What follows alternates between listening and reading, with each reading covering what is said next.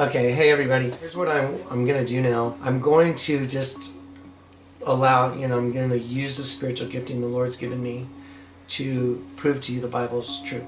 The entire Bible's true. So we're going to start with Genesis 6.4, and we're going to show you imagery that absolutely matches the words of Genesis 6.4. When the sons of God had intercourse with human women, they gave birth to the Nephilim. Nephil means fallen.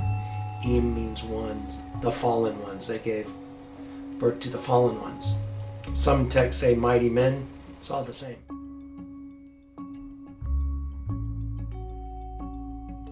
Genesis chapter 6. Now it came about, when men began to multiply on the face of the land, and daughters were born to them, that the sons of God saw that the daughters of men were beautiful, and they took wives for themselves, whomever they chose. Then the Lord said, My spirit shall not strive with man forever, because he also is flesh. Nevertheless his days shall be 120 years. The Nephilim were on the earth in those days, and also afterward, when the sons of God came into the daughters of men, and they bore children to them. Those were the mighty men who were of old, men of renown. Then the Lord saw that the wickedness of man was great on the earth, and that every intent of the thoughts of his heart was only evil continually. The Lord was sorry that he had made man on the earth, and he was grieved in his heart. We're also going to use Daniel 2:43, and we're going to use imagery, and I'm going to use my gift of sight that the Lord gave me, and we're going to put the scriptures in that substantiate all this. Daniel 2:43 is another example. The last kingdom of the world shall be divided, and the miry clay mixed with the iron, and they shall mingle themselves together with the seed of men.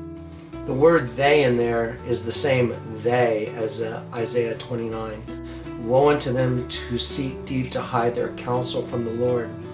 They do their works in darkness and think, who sees us? Who knows us?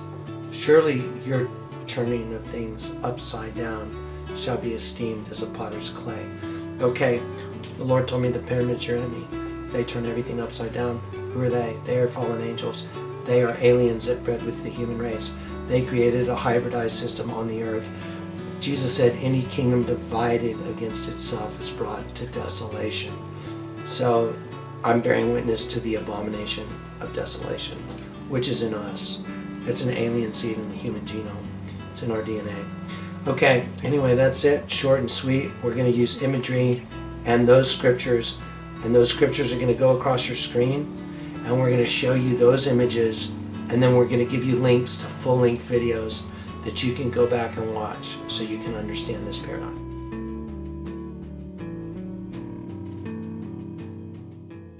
The Jebusites, Amorites, Girgasites, Hivites, Archites, Sinites, Arvadites, and Zemarites, and Hamathites, every single one of them, and more, mentioned in the Old Testament, were hybridized. Abraham was told, and multiple times throughout the Old Testament, you see references where the children of Abraham were told not to interbreed. See, the Lord forbid it. The reason he forbid it was because he wanted to keep the bloodline of Jesus pure, which he successfully did, for good reason. But what happened to the rest of humanity? Over the last 2,000 years, over the last 4,000 years, did we refrain from interbreeding? No, the opposite.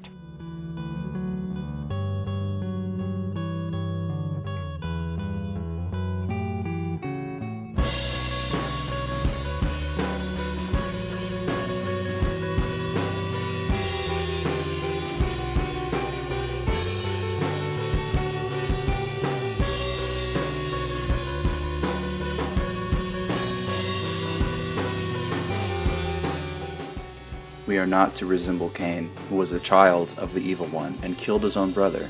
And why did he kill him? Because his own actions were wicked, and his brother's actions righteous. And I will put enmity between you and the woman, and between your seed and her seed. He shall bruise your head, and you shall bruise his heel. Genesis 3:15. To make in himself of two one new man, so making peace, and that he might reconcile both unto God in one body by the cross, having slain the enmity thereby.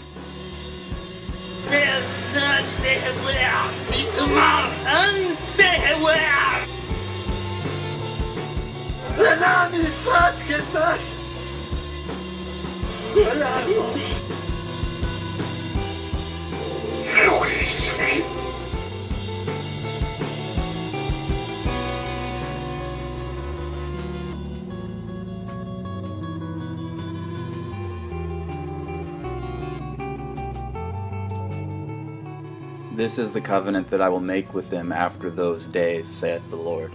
I will put my laws into their hearts, and in their minds will I write them, and their sins and iniquities will I remember no more. Having therefore, brethren, boldness to enter into the holiest by the blood of Jesus, by a new and living way, which he hath consecrated for us, through the veil, that is to say, his flesh, let us draw near with a true heart in full assurance of faith, having our hearts sprinkled from an evil conscience, and our bodies washed with pure water. Hebrews 10:16 through 22.